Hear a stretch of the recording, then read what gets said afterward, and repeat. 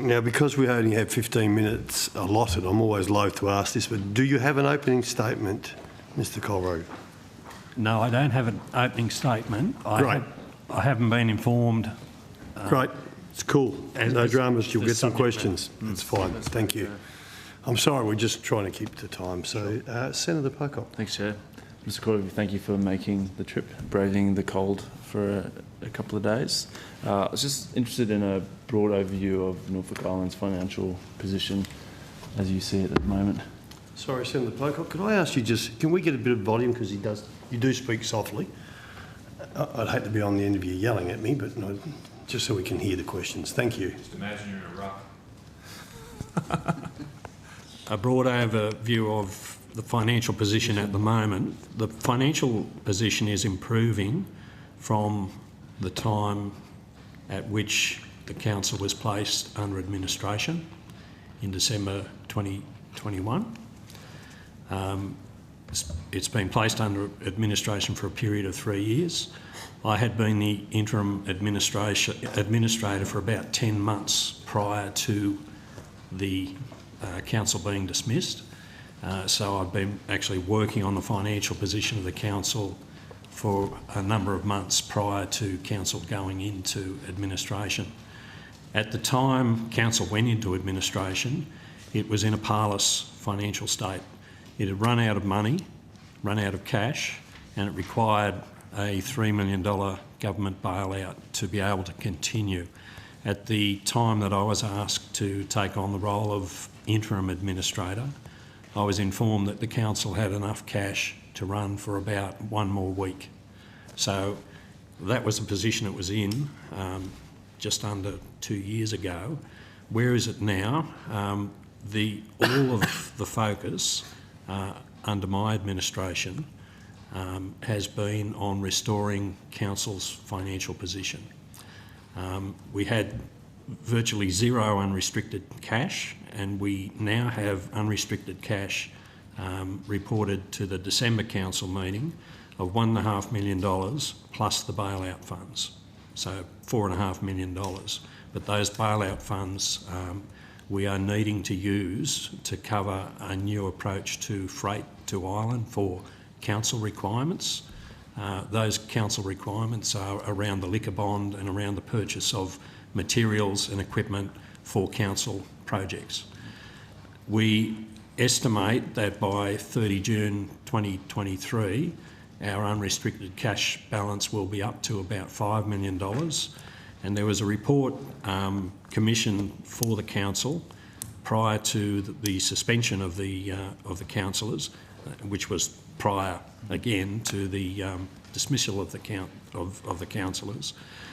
A report by a firm called Nexia, a firm of accountants and financial analysts, and their advice was that council needed to have an unrestricted cash balance to be able to meet its operating commitments, its cash flow commitments of $8 million, and that's what I'm working towards. And I believe that by the end of the period of administration, we will have the unrestricted cash up around that $8 million, but that will include the $3 million bailout funds. Yeah.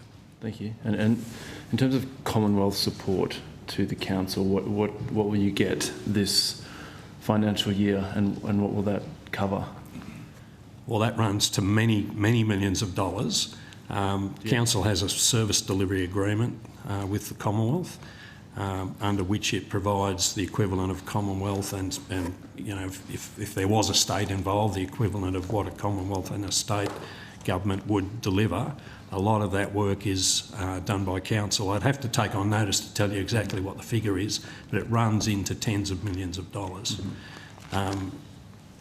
There is one specific subsidy for rates and charges, which was introduced in what is the current financial year, of $1 million, which was $800,000 towards restraining the waste management charges and $200,000 towards keeping the rate increase down from 38% to 25%.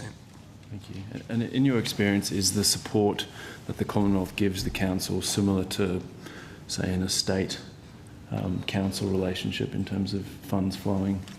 my observation is the Commonwealth has been very generous with council. The council was formed in 2016 and its asset base was in a shocking state.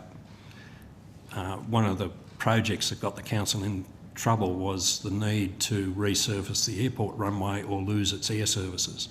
That was turned out to be a $48 million project to which the Commonwealth contributed $43 million.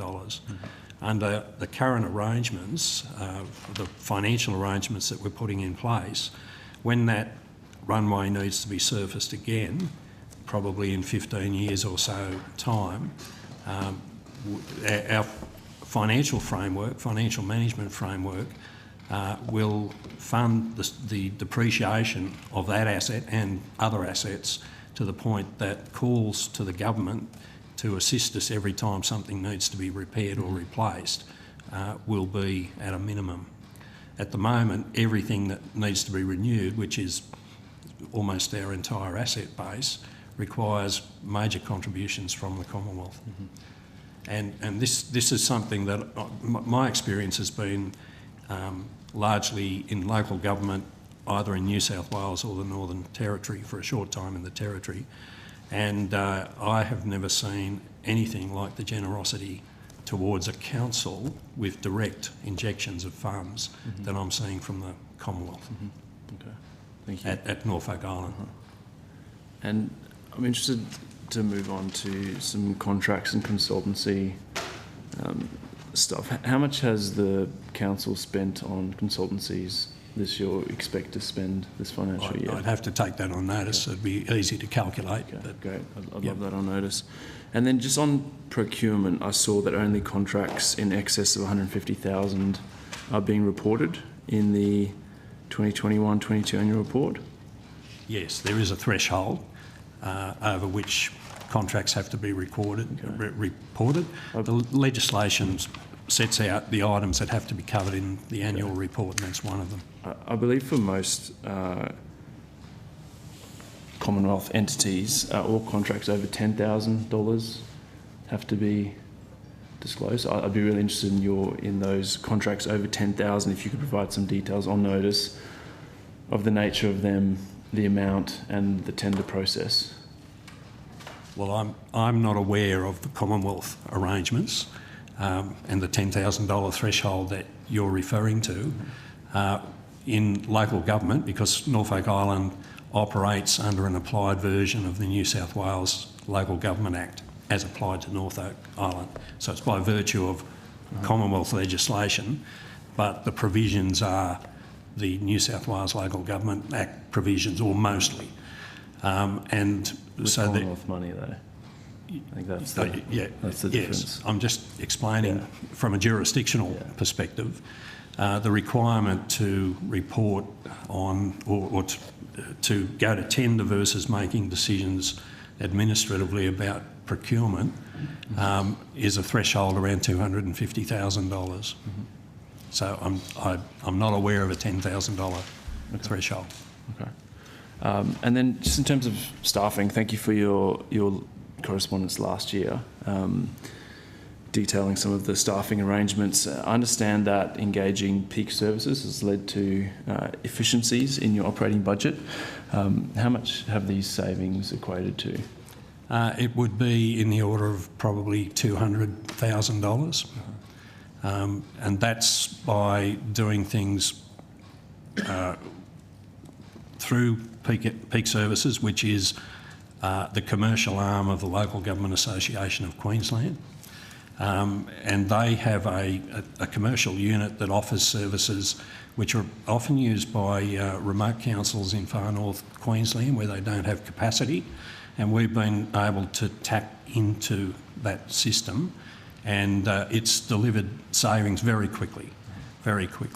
And in addition to having people specifically allocated to work for Norfolk Island, we also can tap into things like legal advice, procurement advice, which in itself is a big money saver. So peak services have brought additional people on to service Norfolk Island? Yes, they have. It seems to me there's a real concern I have is that in outsourcing that off island, at some point the plan is for the island to run the island. Yes. What's being done in terms of capacity building? This seems like a pretty short-term Well, fix. just in relation to that, in relation to building capacity and providing jobs for islanders, and particularly training opportunities for young islanders, they have not been the major focus under my administration. They are important things, and they are things that I have delivered for other councils that I've worked for, mainly in general management roles and senior director roles. But the critical issues that we had when council went into administration was to repair a whole framework of systems and processes. And so in terms of capacity building of staff, training systems for staff and so on, I inherited a council that had major problems that needed to be fixed immediately to get it back on track. The period of administration was set at 3 years, so effectively I have 3 years to fix these things. So my focus and concentration has been on much more macro issues that council was facing when it comes to creating opportunities for local employment. I see that as an important thing. I see that as something that council can take up when we get to the end of the period of administration. But in the meantime, there are far more pressing priorities, and I think I covered them in considerable detail in my response to you, and I'd be happy to table your correspondence to me and my correspondence back in response to the questions about that, if that's permissible. I have documents here to table. It's up to you. I don't see it as necessary, but Why not? yeah. And then thank you for that. I'm interested in how many staff over the last 2 years have been made redundant on the island. It's between 20 and 30. And they were necessary measures. Council run out of money, not able to continue on financially from the perspective that it was operating. There's been a two-pronged approach in terms of getting council back on track financially. One is to find savings and efficiencies, and there have been 2 rounds of redundancy programs. One occurred before I started and the other since I started.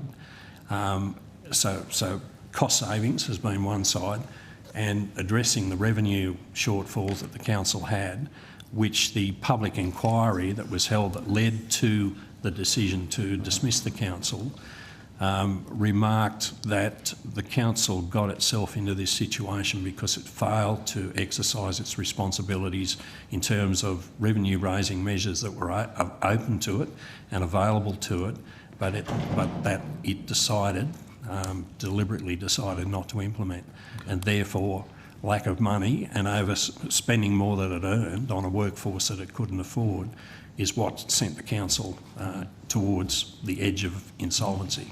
Okay, thank you. And just lastly, in terms of cost savings, I'm interested if you know how much travel, accommodation and allowances are budgeted for this financial year for the council? For right across council? Yeah, given there's a lot of well, that's a figure that would be easy to provide, but I didn't come here with that committed to memory, so happy to take that on notice. Thank you. And as part of that, is there a travel policy that the council has in terms of flying economy or business or where you stay, all that sort of thing in terms of cost savings? Where I stay? Well, or other people who are coming on and off island? Well, the arrangements for my travel are encompassed in the letter of appointment that I have from the Commonwealth.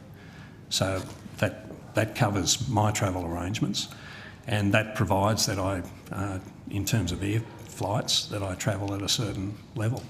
And there are other specifics in that appointment.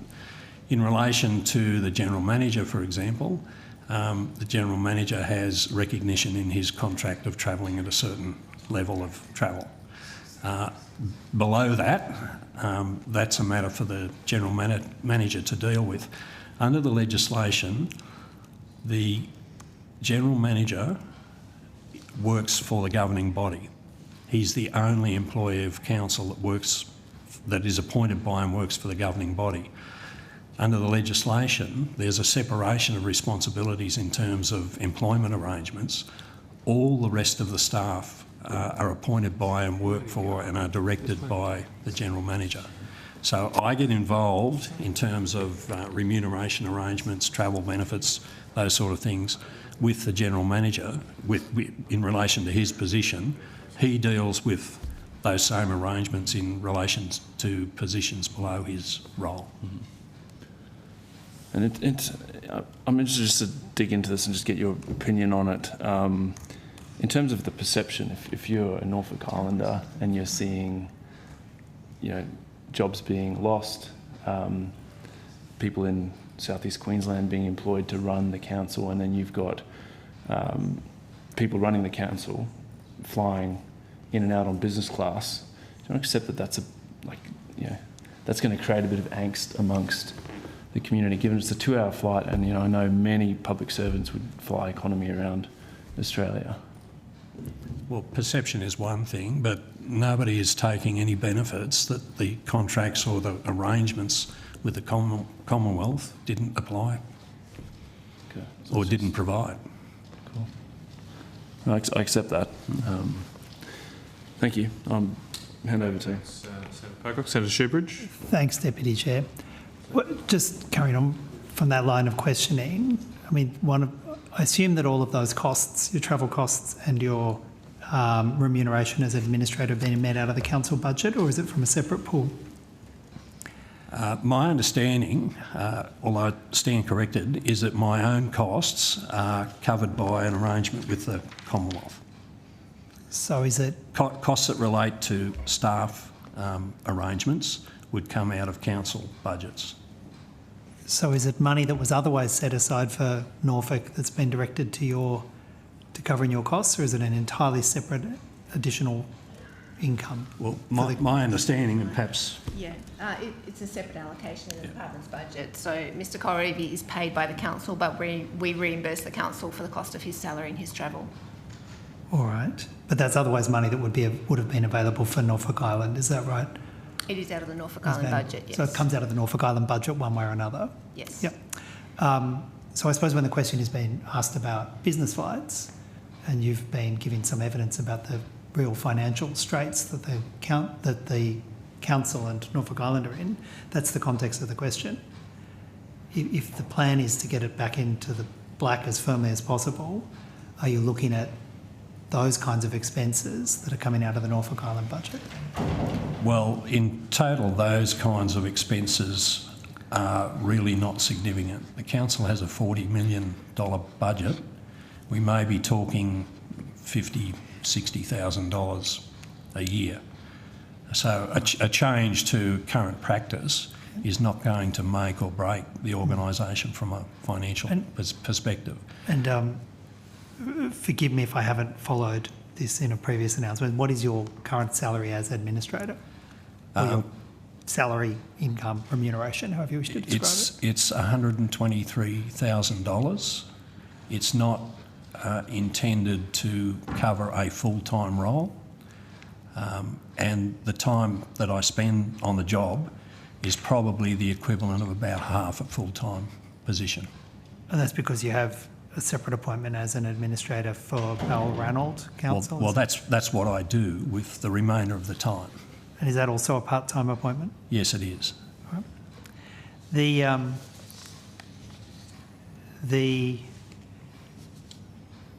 Could I ask you about the process for freight services and port facilities that's working its way through at the moment? I think the consultation report was delivered only very recently, is that right? You may be stepping into an area that is more the province of the Commonwealth than myself. Yes, Well, I'll ask Ms Vanderbroek. we ran a have your say process for written submissions, and then Minister McBain went on island to hold an open shipping forum and the report has just recently been written. Yeah. Is, in terms of the principles that the department and the Commonwealth will be using when they consider how to deliver on that report, does the Commonwealth believe that it has a responsibility to provide core infrastructure for Norfolk Island through the Commonwealth budget, or is it the belief that it should be paid for by it should be self-sufficient from Norfolk Island's budget? I think What's the approach being taken? The approach is that port infrastructure is required to facilitate container transfer. At the moment, they do break bulk transfer of freight, which isn't done in very many places around the world, so it's very difficult to get ships that are prepared to do that for a whole range of reasons. So an upgrade to port infrastructure is required to allow freight containers onto the island, and it is unlikely that the council would be able to fund that themselves, so there's an understanding that the Commonwealth will need to contribute in some way to that. Mr Corrivi, do you accept that the council's not in a position to fund container port facilities? Not without grants from the Commonwealth. Certainly not of its own accord. Or we're talking many millions of dollars to build container port facilities on Norfolk. Yes. Has there been any costings done, basic costings done about what the cost of that project would be? There is work being done at the moment on a roll-on, roll-off, on the design for a roll-on, roll-off facility at Ball Bay, which the council has driven but is doing in conjunction with the Commonwealth, and which the Commonwealth, the council is funded by the Commonwealth to carry out that investigation work. Sorry, you said that's been proposed, did you say Ball Bay? Ball Bay. It's happening in stages, and it's in the very early stages of design, so there is no commitment to going ahead with any particular version of the project. It's just in the early stage of design development. But the bulk of the submissions that were received by the Commonwealth, I thought, were supporting container facilities at Cascade Bay. And in fact, if I recall correctly, significant issues were raised about Ball Bay in terms of road access and the ability for that to handle, for the port to handle freight, particularly with exposure to easterly winds. There's very mixed views in what we've heard from the community. There's equal numbers of people seem to be for and against Ball Bay and Cascade. Neither location is perfect. They both have their challenges. So we are investigating options for both locations. Before you make a decision on this, given the need for road infrastructure and very substantial expenditure, are you going to be consulting with residents and allowing them to have an input at a further input about whether it's going to be Cascade Bay or Ball Bay? Well, community consultation, I think, is essential on a project like that. I can't see anything going ahead without proper community consultation. And I don't necessarily see the outcome as one or the other, Ball Bay or Cascade. The weather patterns are such, the ocean patterns are such that at times one side of the island is sheltered while the other side of the island is not sheltered, and that changes from time to time. So there are differing views, and I think the community needs to be consulted, but we need to have something to actually put to the community rather than just go out and ask them, do you want this place or that place? But if you're just going to put Ball Bay to them, that's going to be contrary to the feedback you've already got in your published consultation, which is, and I'll quote from it, there was most support for permanent facilities to be located at Cascade Bay. And now when I ask you about this, Mr Colray, you say that public consultation is important, but despite the majority supporting Cascade Bay, you're going ahead with Ball Bay. That's what you're costing on. That's what you're doing the work on. No, we're not going ahead with the project. We are in a design phase. At Ball Bay, despite a majority of respondents to the Commonwealth's survey saying they want Cascade Bay. How does that work? That's where we are. Is this just... So, in terms of a... Sorry to interrupt you. We are back on track, and I'm keen to stay on track. And we were to finish at 6 o'clock, and we've given a commitment to the full-time members of the committee that we will get through everyone today. Do you have any more for Mr Culver, or could you put some on notice for us, please? We're perfectly comfortable. So, I mean, given it's mainly for our time, Senator Shoebridge, is no big deal over So here. you're okay. So But we will still get through, I'm sure. Have to rush over. As long as he's got an hour of questions, a few, Will be another finished by 5-10 11. minutes is fine. All right, we'll cut other people short. Okay, Senator Shoebridge, go for it. I'm in your hands, Chair. The majority of respondents say they want Cascade Bay. You say that public consultation is important. You take it on board. I know you're not elected, but surely you would take that on board, I would have thought, before you go on with your predetermined plan to develop the infrastructure plan for the facilities at Ball Bay. Surely you would step back now, having read this report, and say, well, actually, I'm going to talk to the residents. I'm not just going to burrow down on the Ball Bay plan. Ms. Corey, or am I wrong in that? Well, we're not locked into either plan at this stage. We are, in relation to Ball Bay, we're trying to develop up something that can be costed and can be explained to the community to see whether it's supported or not. But a majority of the community said they don't want it. They want Cascade Bay. And you're just ignoring them. Is this the benefit of not being elected, that you can just ignore the residents, Mr Corey? Well, I don't think we are. I don't agree with your proposition that we are ignoring them. At the appropriate stage, once we have something to show and discuss, that would be the time to consult. Is Ms Vanderbroek, do you know if the minister's going to go out and have a public forum on Norfolk Island to discuss probably what is the most critical infrastructure decision for Norfolk Island for the next few generations? Is the minister going to go and have some kind of public forum, town hall meeting? She has had a public forum. She did a town hall meeting to hear from the community. We are waiting to see what council will bring forward in terms of Ball Bay. We are also looking at options at Cascade Bay, and then the options will be able to be put back out to the community for further consideration. You only published the response to the consultation, a couple of weeks ago, and you've already, that the council's already ignoring it. Does that not cause you any trouble? Council's work was already in process before we saw the results of the consultation. We were still looking at options at Cascade. We will, of course, take the community's views. But given that the proposal was reasonably well developed from council, we're still willing to see that and to put that back out for further. So you said you were looking at proposals for Cascade Bay. You used the past tense there. Has that ended? Oh, no, I'm sorry. We are looking at proposals. We don't have anything that has come forward yet that looks particularly promising. The severe weather event over this weekend just gone threw some large boulders up onto the jetty and did damage to the jetty there. This time last year there was a severe weather event, and again there was damage and rocks all thrown up onto the jetty. So it does get particularly rough at Cascade, and we haven't seen a design concept yet that's short of hundreds of millions of dollars that is viable. And what about the road access to Ball Bay, which seems extremely difficult?